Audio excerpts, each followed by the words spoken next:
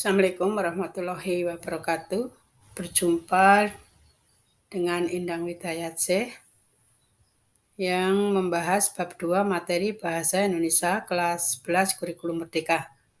Menyajikan berita inovasi yang menghibur. Pembahasannya pada kesempatan ini adalah mempelajari teks berita berdasarkan unsur dan strukturnya. Kemudian kalian nanti akan berlatih membuat teks berita dan menyajikan dalam bentuk media vlog dengan sopan dan sesuai konteks. Teks berita. Teks berita itu apa? Tulisan yang mendeskripsikan informasi kejadian yang bersifat faktual dan aktual.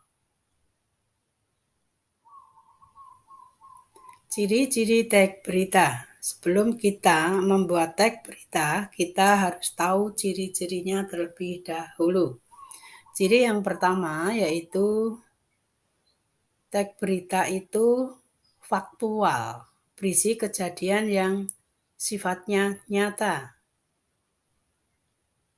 Kemudian ciri yang kedua yaitu aktual. Kalau aktual ini teks berita itu berisi kejadian yang baru terjadi atau beritanya ini masih baru. Yang sekarang itu disebut dengan beritanya yang lagi viral.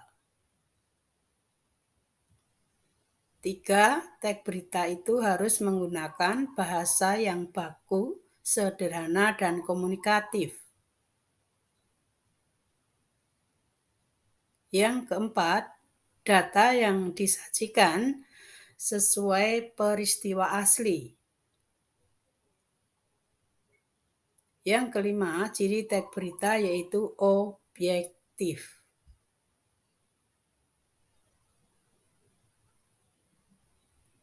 Menemukan informasi aktual dan akurat pada teks berita. Untuk menemukan informasi aktual dan akurat pada teks berita, caranya periksa fakta informasi dengan cara memastikan sumber berita. Kita pastikan alamat situsnya adalah situs resmi atau sudah terverifikasi. Akan lebih baik jika dilakukan cek silang dengan sumber berita yang lainnya. Hal ini juga sebaiknya dilakukan pada sumber berita non-situs. Dengan kebiasaan melakukan cek silang akan menumbuhkan kemampuan literasi digital.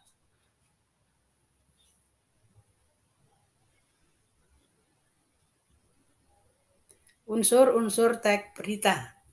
Unsur-unsur teks berita ini harus kalian pahami, dan unsur teks berita ini sering disebut dengan asdikamba atau adik simba yang terdiri yang pertama, pertanyaan apa? Apa kegiatannya? Apa yang terjadi? Peristiwanya apa? Ini menanyakan kegiatan. Kegiatan apa? Misalnya kegiatannya adalah seminar. Kemudian kalau yang berupa peristiwa bisa misalnya peristiwa kebakaran, peristiwa perampokan, dan lain-lain. Unsur teks berita yang kedua, ini pertanyaannya siapa? Siapa yang terlibat dalam kegiatan? Jadi orang-orang yang terlibat dalam kegiatan itu siapa saja? Siapa pelaku? Siapa korbannya? Karena ini dalam bentuk peristiwa, jadi ditanyakan siapa pelakunya, siapa korbannya. Unsur yang ketiga, di mana? Di mana ini adalah menanyakan tempat. Jadi ini tempat kegiatannya di mana. Kalau berupa peristiwa ya di mana kejadiannya peristiwa itu di mana. Yang keempat yaitu kapan. Kalau kapan ini adalah menanyakan waktu. ya, kapan kegiatan itu dilakukan, kapan kejadiannya. Yang kelima adalah mengapa. Mengapa ini berupa pertanyaan mengapa kegiatan itu dilakukan, mengapa tersangka melakukan itu. Berarti di sini nanti menanyakan alasan-alasan atau latar belakang kegiatan itu dilakukan, eh, atau yang melatar belakangi tersangka melakukan kejahatan itu apa. Yang terakhir adalah bagaimana. Bagaimana ini menanyakan prosesnya, bagaimana kronologis kejadiannya. Ingat ya, unsur-unsur teks berita ini benar-benar harus kalian pahami. Karena kalau kalian membuat teks berita, ini tidak lepas dari asdik kamba atau adik simba.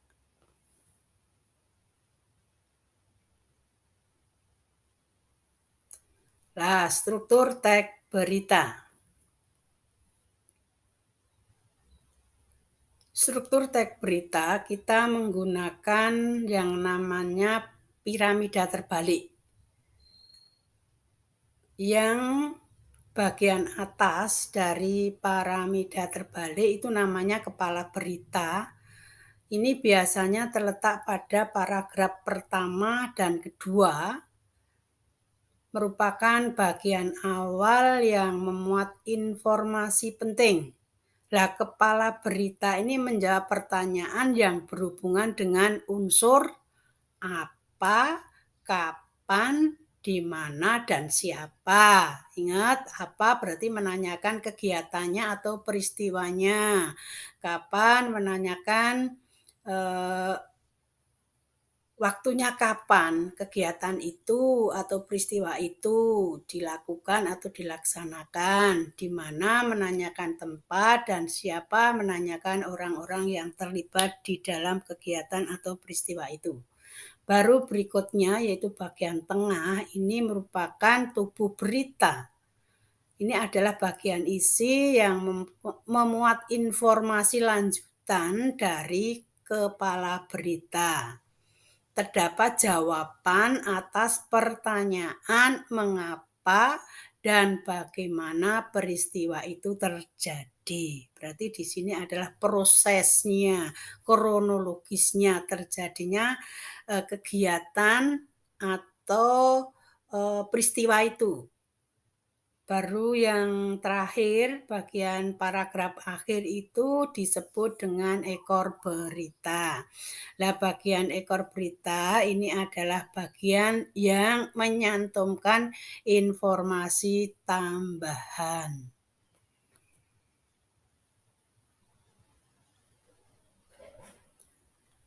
Ini saya beri contoh video Go Digital Strategi UMKM bertahan di tengah pandemi.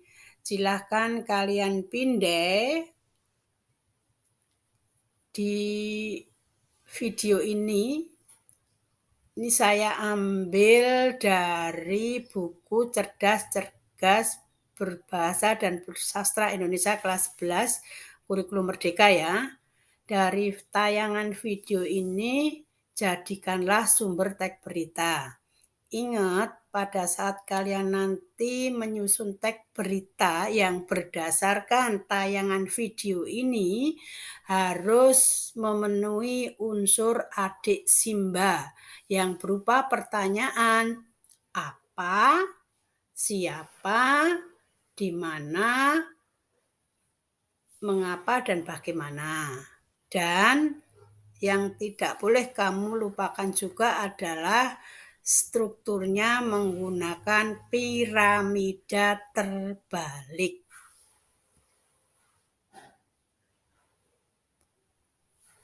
Ini saya beri contoh teks berita yang sederhana, ya, hanya terdiri dari 3 paragraf.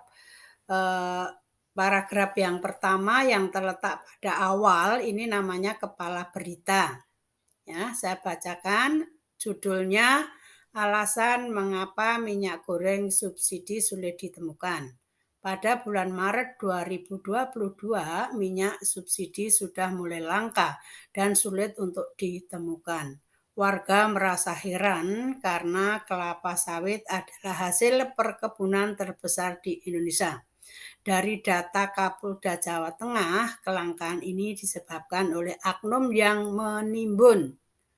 Ingat tadi ya di Paramida Terbalik, di bagian kepala berita ini menjawab pertanyaan apa, kapan, di mana, dan siapa. Kapan menanyakan peristiwanya. Peristiwanya apa? Kelangkaan minyak goreng subsidi sulit ditemukan. Kemudian kapan? Terjadi pada bulan Maret 2022. Kemudian di mana? Menanyakan tempatnya, yaitu di Indonesia. Dan siapa yang terlibat? Di antaranya adalah oknum-oknum yang menimbun minyak goreng.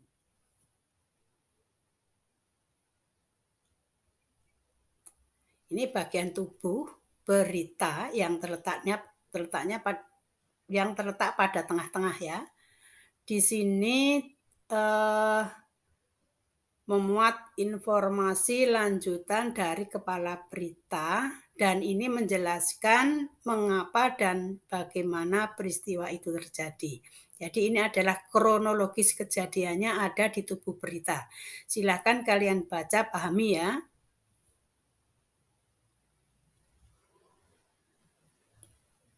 Berikutnya ekor berita, bagian terakhir dari tag berita. Ini berisi informasi tambahan, silakan kalian baca, pahami. Ini contoh saya ambil dari Google. Kalau masih perlu contoh lagi, tinggal kalian browsing di Google. Di situ banyak sekali contoh-contoh teks berita yang menggunakan struktur paramida terbalik.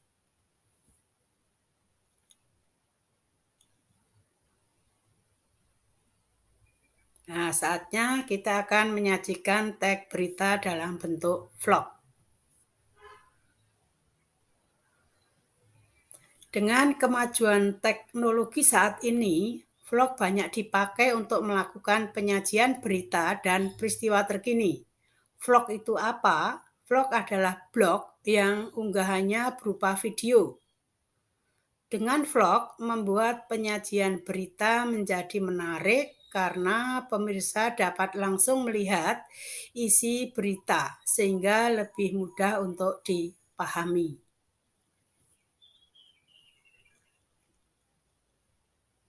Nah, ini syaratnya kalau kita nanti membuat vlog berita. Syarat yang pertama, kita tentukan tema dulu. Kalau bisa, tema itu harus berisi informasi yang bermanfaat untuk masyarakat banyak. Yang kedua, penggunaan gambar yang jernih dan sesuai.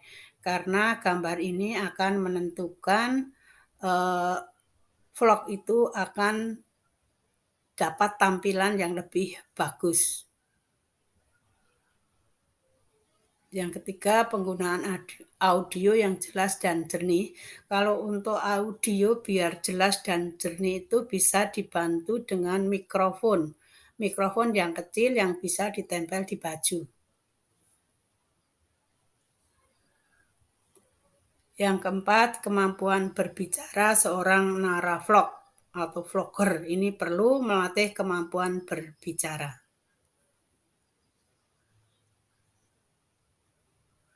Nah, ini saatnya kita akan membuat vlog. Yang pertama, kita rencanakan ide konten video tersebut. Kalau untuk ide konten video ini sebaiknya kalian cari kegiatan yang ada di sekolah saja. Kan banyak sekali di situ. Misalnya yang saat ini baru anak-anak kelas 10 itu melakukan praktek membuat batik tulis. Nah, itu bisa kalian jadikan ide konten. Atau pada saat pembelajaran proyek P5 itu kan ada kegiatan membuat pupuk kompos. Ini pun dapat dijadikan konten video. Kemudian menyiapkan peralatan, untuk peralatan vlog itu cukup HP yang Android saja. Kemudian kalau perlu pengambilan gambar tidak goyang-goyang biar kelihatan halus, itu bisa dibantu dengan tripod. Kalian beli aja tripod, atau kalau pengen suaranya itu jernih, bening, bisa dibantu dengan mikrofon. Mikrofon yang kecil. Yang ketiga, melakukan pengambilan gambar, penyuntingan, dan mengunggah video. Melakukan pengambilan gambar di saat kalian membuat konten ya. Gambar-gambar itu kalian jadikan satu, kemudian kita sunting. Suntingnya ini bisa menggunakan aplikasi banyak sekali. Tinggal kalian pilih, download di Play Store. Baru setelah itu kita unggah video. Yang terakhir, mempromosikan video. Setelah mengunggah video, kita promosikan video ini lewat media sosial yaitu YouTube. Anak-anakku, selamat mencoba membuat tag berita dengan vlog yang nanti akan kalian unggah di YouTube.